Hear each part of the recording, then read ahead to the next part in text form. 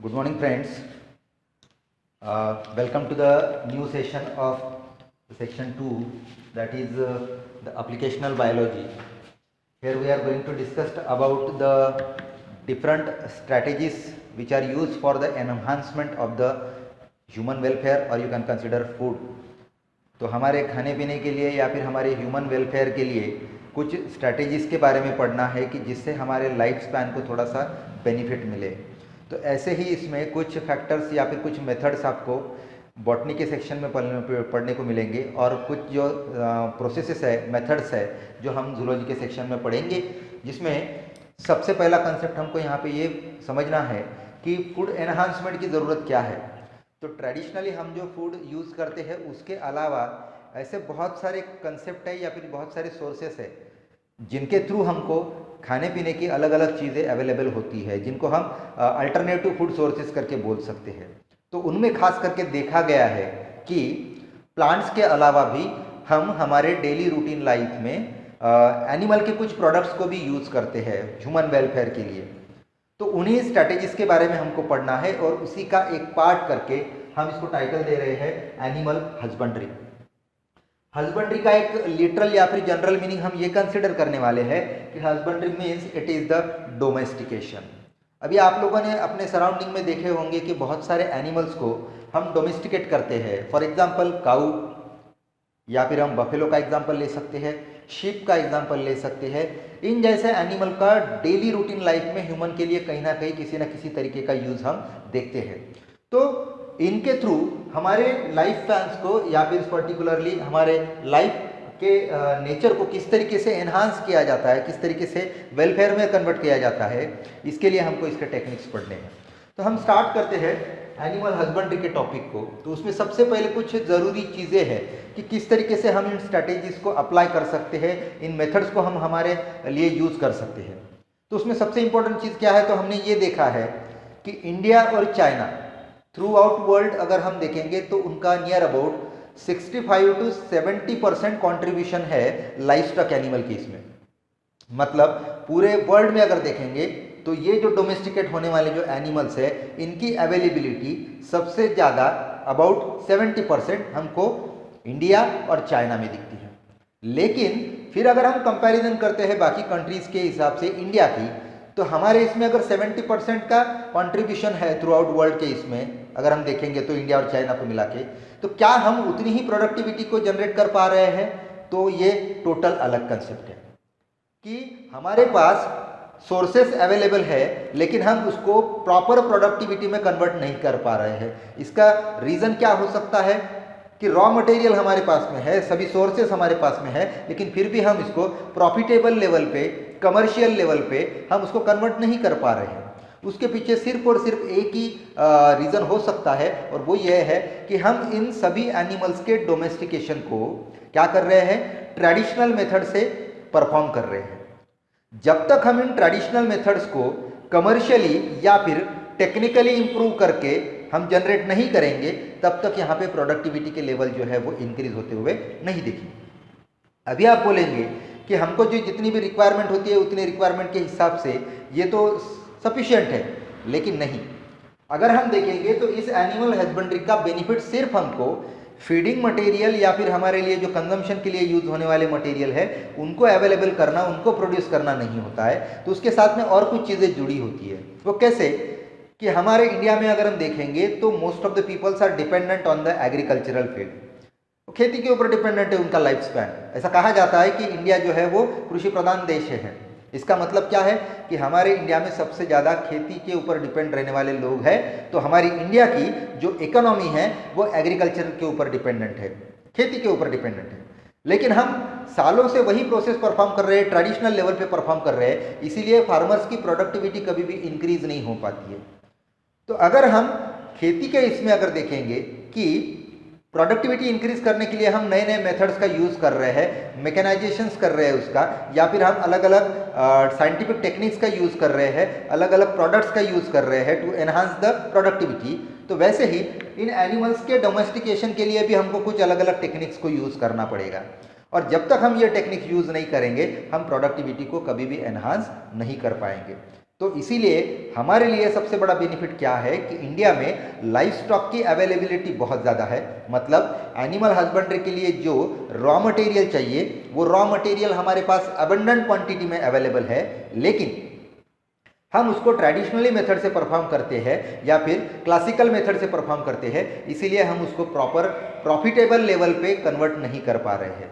तो इन चीज़ों को हमको कन्वर्ट करना है और इन चीज़ों के लिए हमको यहाँ पे एनिमल हस्बेंड्री को परफॉर्म करना है। और एक चीज़ है जो बेनिफिट हमको इस एनिमल हस्बेंड्री से मिलेगा वो क्या है, तो हमारे लिए एक साइड बिजनेस यहाँ पे रेडी हो सकता है अगर हम कोई भी फार्म मैनेजमेंट यहाँ पे एनिमल हस्बेंड्री का लगाते हैं तो। दूसरी चीज़, हम इसके थ्रू हमारे हाथ के नीचे काम करने वाले अलग अलग लोगों को एम्प्लॉयमेंट भी प्रोवाइड कर सकते हैं, या फिर हम बोल सकते हैं कि हमारा एक सेल्फ एम्प्लॉयमेंट का भी एक साधन हो सकता है। इसीलिए 2-3 बेनिफिट हमको इस पर्टिकुलर इंडस्ट्री से मिलने वाला है। तो फूड की अवेलेबिलिटी तो होगी, न्यूट्रिशनल फूड का सोर्स करके ये काम करेगा। दूसरा, एम्प्लॉयमेंट के लिए भी ये ज़रूरी है क्योंकि अलग अलग लोगों को यहाँ पे एम्प्लॉयमेंट भी मिल सकता है। और तीसरा, हम देखेंगे कि इसका बेनिफिट हमको ये मिलने वाला है, ये हमारे इकोनॉमी को इंक्रीज करने के लिए हमारा साइड बिजनेस करके भी काम किया करता है। तो इसका इंटीमेट रिजल्ट हमको क्या दिखेगा कि अगर एक पर्सन का पर कैपिटा इनकम अगर इंक्रीज होता है तो इसका इनडायरेक्ट इफेक्ट हमको ये दिखेगा कि we can have the enhance easily the Indian economy also.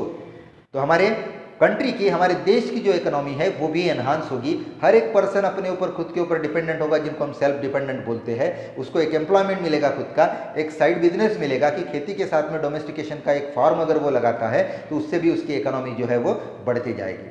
तो फिर इन सब चीज़ों को परफॉर्म करने के लिए, जैसे मैंने बताया था कि काऊ, बफेलो, ये हम डेयरी फार्म में यूज़ करते हैं। फिशेस का अगर हम कल्टीवेशन करते हैं तो वहाँ पे फिशरी फार्म लगाया जा सकता है। बी कीपिंग का हम यूटिलाइजेशन कर सकते हैं, जहाँ से हमको हनी कल्चर या फिर उसके अदर बाय प्रोडक्ट्स का यूटिलाइजेशन हम कर सकते हैं। फिर लैग कल्चर भी होता है, उसका भी हमको यहाँ पे जिक्र करना है, उसको भी हमको यहाँ पे थोड़ा सा पढ़ना है कि ऐसे कौन से डोमेस्टिकेशन में आने वाले एनिमल्स है जिनका बेनिफिट हमको मिल सकता है। शीप का एग्जाम्पल ले लीजिए, गोट का एग्जाम्पल ले लीजिए, चीक का एग्जाम्पल ले लीजिए, पोल्ट्री फार्म, जिससे हमको एग लेइंग की भी कैपेसिटी मिलेगी और पर्टिकुलरली देखेंगे तो हमको वहाँ पे मीट पर्पस के लिए भी यूटिलाइजेशन मिलेगा। लेकिन इन सभी चीज़ों को परफॉर्म करने के लिए कुछ स्टैंडर्डाइज मेजर्स रखे गए हैं, जिसको हम बोलते हैं कि साइंटिफिक प्रॉपर्टीज, कि अगर कोई भी ये पर्टिकुलर स्ट्रैटेजीज आपको अप्लाई करना है, वो डेयरी फार्म रहे या फिर आप कंसिडर कीजिए पोल्ट्री फार्म रहे, बी कीपिंग रहे या फिर कोई भी चीज़, तो आपको इस कुछ कॉमन फीचर्स को यहाँ पे अप्लाई करना पड़ेगा, स्टैंडर्डाइज लेवल पे उस पॉइंट को कंसिडर करना पड़ेगा। तो सबसे पहले इंपॉर्टेंट चीज क्या होती है, देखो ये हम कंसिडर करेंगे। The first requirement is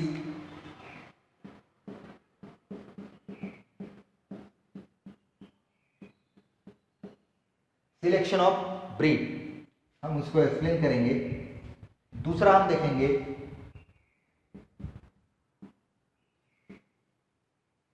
cleanness, ठीक है, form,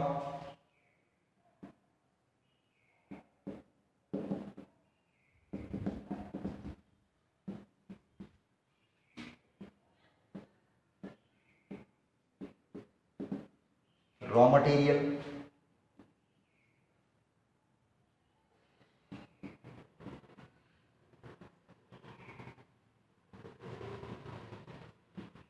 proper feeding,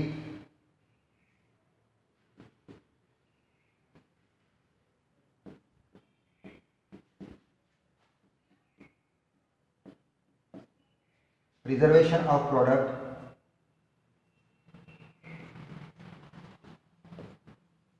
and market,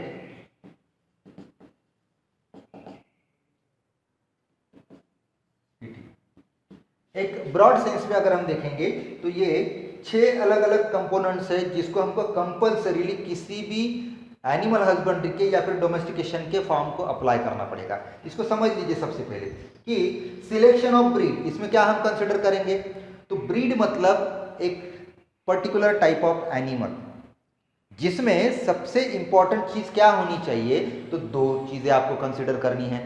कौन से 2 चीजों को कंसिडर करोगे, एक कि सिलेक्शन ऑफ ब्रीड में हम ऐसे ही स्पेसीज को सिलेक्ट करेंगे, ऐसे ही एनिमल को हम डोमेस्टिकेशन के लिए यूज करेंगे जिसमें हाई यील्डिंग कैपेसिटी होती है, जिनकी प्रोडक्टिविटी ज़्यादा होगी। जैसे कंपेयर करो कि एक पोल्ट्री फार्म या फिर पर्टिकुलरली आप ले लीजिए डेयरी फार्म में अगर हम काऊ को यूज़ करते हैं तो आपको पता है कि अलग अलग रीजन में अलग अलग पाए जाने वाले डिफरेंट टाइप्स ऑफ स्पेसीज होते हैं। लेकिन क्या सभी काऊ स्पेसीज की मिल्क यील्डिंग कैपेसिटी सेम रहेगी बेटा? नहीं रहेगी।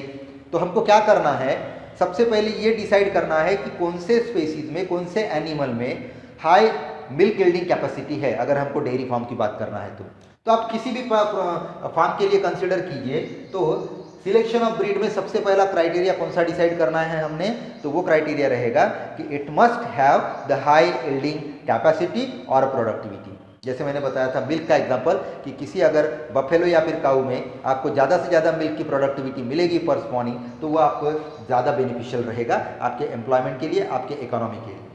दूसरी चीज़ सिलेक्शन ऑफ ब्रीड में और एक चीज़ आपको इंपॉर्टेंटली कंसिडर करनी है, वो ये है high development with respect to the acclimatization, या फिर हम बोल सकते हैं एडाप्टेशन, कि अगर उस स्पेसीज को हम किसी भी एनवायरनमेंट में रखेंगे तो उन्होंने ज़्यादातर वहाँ पे अडाप्ट होना चाहिए, उनकी अडेप्टेबिलिटी बहुत ज़्यादा स्ट्रांग होनी चाहिए। इसका मतलब हम इनडायरेक्टली बोल सकते हैं कि किसी एक स्टेट से अगर हम किसी दूसरे स्टेट में किसी काऊ स्पेसीज को अगर हम लेके जा रहे हैं तो वो स्पेसीज जब एनवायरमेंटल कंडीशन में चेंज होगी तो स्पेशली क्या देखेंगे हम, कुछ वहाँ पे चेंजेस आने के चांसेस रहेंगे।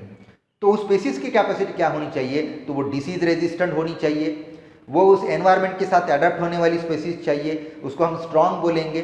ठीक है, तो ऐसे स्पेसीज को हम सिलेक्ट करेंगे जिनकी प्रोडक्टिविटी भी हाइयर है और उनमें ये एक्लेमेटाइजेशन या फिर स्टेबिलिटी की प्रोसेस हमको दिखेगी, स्टेबिलिटी की एबिलिटी दिखेंगी हमको, जो कि किसी भी एनवायरनमेंट के लिए सूटेबल रहेगा। ठीक है, तो ये दो चीज़ें खास करके हम सिलेक्शन ऑफ ब्रीड में यहाँ पे इंक्लूड करेंगे, हाई यील्डिंग कैपेसिटी और दूसरा है resistance, or you can consider the acclimatization with respect to the any sort of environment. दूसरी चीज, ये तो मोस्ट इंपॉर्टेंट है, क्लीननेस ऑफ द फार्म। जैसे हम हमारे घर में रहते हैं तो हमेशा हम हाइजेनिक्स मेंटेन करते हैं, हम हमारे घर में कभी भी कचरा कूड़ा जमा नहीं होने देते या फिर कहीं पे भी ऐसा कुछ भी वेस्ट मटेरियल हम हमारे घर में जमा नहीं होने देते। इसका मतलब हम क्लीननेस को मेंटेन करते हैं। उसके पीछे सिर्फ और सिर्फ एक ही लॉजिक है, एक तो फ्रेश कंडीशंस अगर रहेंगे तो हमारी मेंटालिटी अच्छी रहती है और दूसरी चीज़ हम डिसीज फ्री कंडीशन को इजीली मेंटेन कर सकते हैं। सेम चीज़ हमको एनिमल के लिए अप्लाई करना है कि जैसे कंसिडर करो कि गोट फार्म हो गया, पोल्ट्री फार्म हो गया, या फिर आप कंसिडर कीजिए किसी एनिमल का फार्म ले लीजिए, तो वहाँ पे अगर उसके रहने वाले जो पर्टिकुलर डोमेस्टिकेशन हाउस होते हैं उन हाउसेस को अगर हम प्रॉपरली क्लीन करेंगे, उसको अगर प्रॉपरली फ्रेश कंडीशन में रखेंगे तो उन एनिमल्स के प्रोडक्टिविटी के ऊपर उसका अच्छा इफेक्ट हमको दिखने वाला है। ये इंपॉर्टेंट चीज़ इसीलिए है क्योंकि अगर हम क्लीननेस या फिर हाइजेनिक्स मेंटेन नहीं करेंगे तो वहाँ पे माइक्रो ऑर्गेनिज्म का अटैक होने के चांसेस ज़्यादा रहेंगे। अगर माइक्रो ऑर्गेनिज्म होगा तो इसका मतलब हम सीधा सीधा बोल सकते हैं कि उस एनिमल बॉडी के ऊपर कहीं ना कहीं इन्फेक्शन के चांसेस भी मैक्सिमम होंगे। तो इस क्लीननेस के साथ में हम देखेंगे कि यहाँ पे स्पेशली हमको हाइजेनिक लेवल के कंडीशंस को बैलेंस करना है, मेंटेन करना है रेगुलर बेसिस पे, कंटिन्यूअस बेसिस पे। तीसरा, availability of the raw material. Availability of the raw material का मतलब क्या है, जैसे आप कंसिडर कीजिए कि आपको पोल्ट्री फार्म परफॉर्म करना है या फिर आपको हनी बीज को कल्चर करना है या फिर आपको फिश को कल्चर करना है, तो फिश फार्म अगर लगाना है तो इसके लिए क्या देखेंगे, सबसे इंपॉर्टेंट चीज़ हमको वाटर सोर्सेज की ज़रूरत पड़ेगी, बराबर है। उसके बाद में हमको उसके कुछ पर्टिकुलर इंस्ट्रूमेंट्स या फिर पर्टिकुलर जो बोल सकते हैं यूटेंसिल्स होते हैं जो वहाँ पे यूज़ किए जाते हैं, उनको हमको प्रॉपरली अवेलेबल करके रखना पड़ेगा। तो ऐसे जगह पे हम फार्म को सेट करेंगे जहाँ पे ये सब चीज़ें अवेलेबल होगी।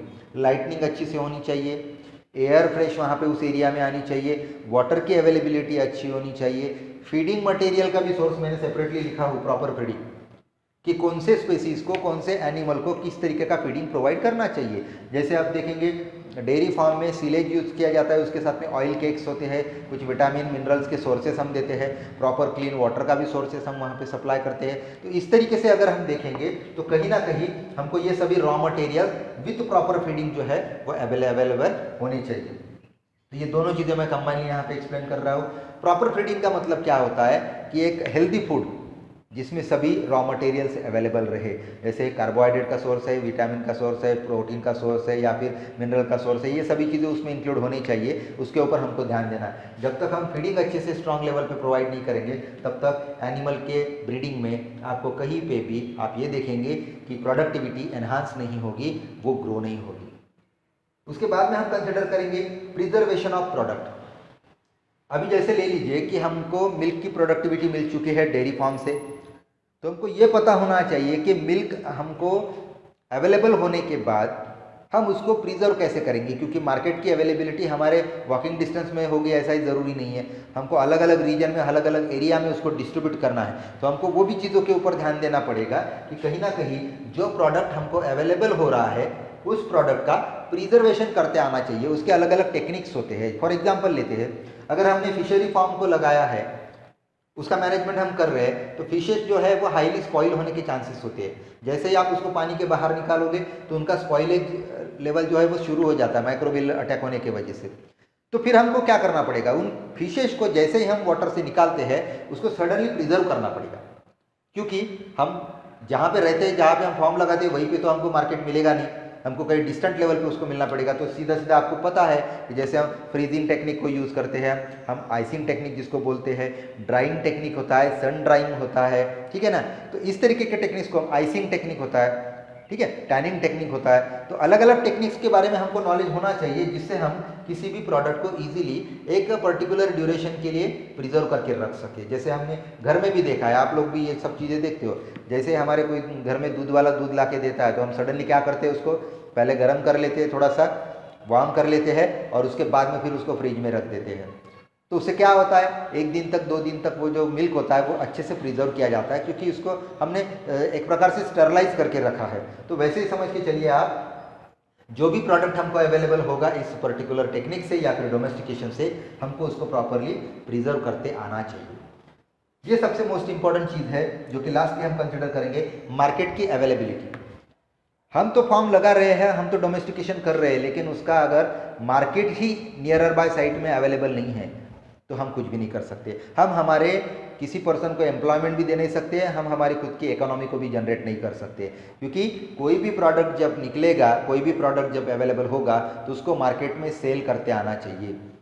फॉर एग्जाम्पल कंसिडर कीजिए, हमने पोल्ट्री फार्म लगाए, तो ब्रॉयलर हो गया या फिर एग लेयर्स हो गए, उनको सेल करने के लिए एक मार्केट की ज़रूरत पड़ेगी, हमको उस मार्केट के बारे में पता होना चाहिए। दूसरा, अगर हम हनी कल्चर कर रहे हैं तो हनी को सेल कहाँ पे करना है, कौन से एरिया में जाके पर्टिकुलरली सेल करना है, ये भी हमको देखना पड़ेगा।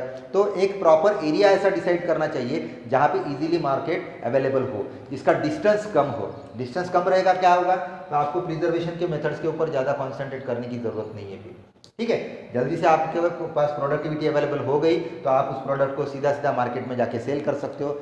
फिश में ले लीजिए, फिश ने आपने निकाल लिए, अगर आपके बाजू में ही या फिर आपके सिटी या फिर किसी टाउन लेवल पे भी आप देखेंगे, अगर बाजू में ही आपकी फिश का मार्केट है तो सडनली जाके आप वहाँ पे बेच सकते हो, तो उससे आपके प्रोडक्टिविटी के ऊपर स्पॉइलेज आने के चांसेस नहीं रहेंगे, तो उससे हमारे डोमेस्टिकेशन के प्रोसेस को एनहांसमेंट मिलेगा।